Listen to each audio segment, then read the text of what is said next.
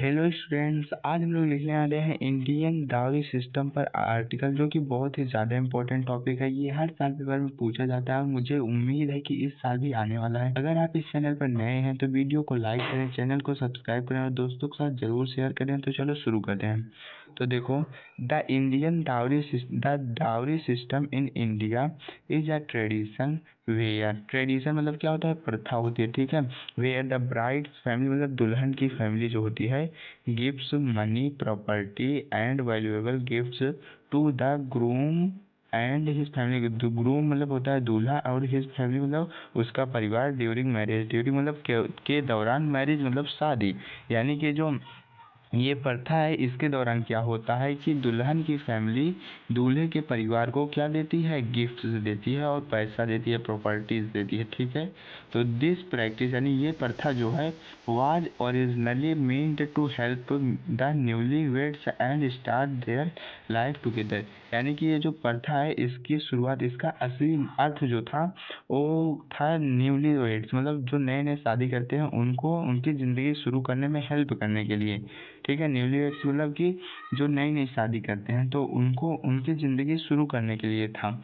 Start their life however, हालांकि over time मतलब समय के साथ हो कि however over time it has become, लेकिन समय के साथ ये जो है एक गंभीर समस्या बन गया। क्या बन गया?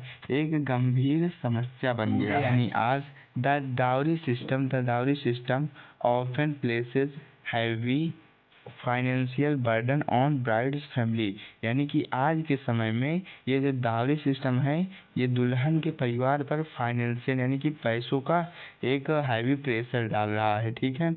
Many families struggle to meet dowry demands. यानी कि कई परिवार जो हैं वो जो दहेज में मांगा जाता है पैसा वो नहीं दे पाते, और उसके कारण क्या होता है? Meet dowry demands leading to stress, और स्ट्रेस यानी कि बहुत ज़्यादा तनाव हो जाता है एंड फाइनेंशियल, और उनको बहुत सारी आर्थिक संकट का सामना करना पड़ता है।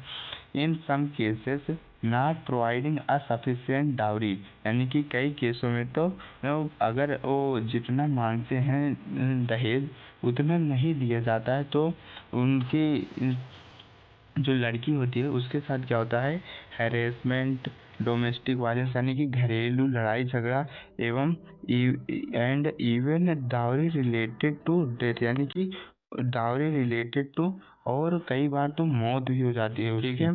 देखो, despite laws like dowry prohibition act, यानी कि जो नियम निकाले गए थे 1961 में, डाउरी प्रोहिबिशन एक्ट, ये एक्ट है, इसको याद रखना, ठीक है। तो जो नियम निकाले गए थे उन्हीं के दौरान, उनके बावजूद भी, यानी कि 1961 में कुछ नियम निकाले गए, उसके बावजूद भी ये जो प्रैक्टिस है, ये जो प्रथा है, continues in many parts of India, अभी भी चालू है कई भागों में इंडिया के।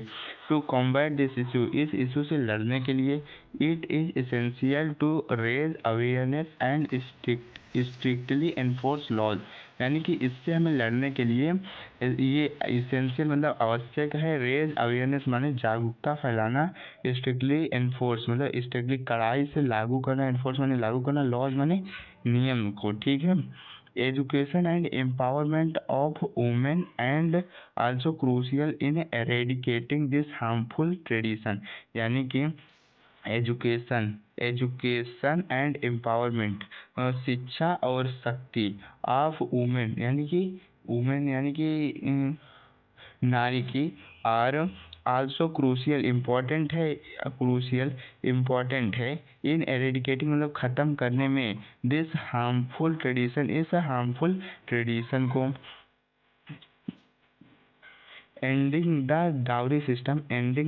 Dowry system is important for creating, मतलब इसको ख़त्म करना ज़रूरी है, महत्वपूर्ण है।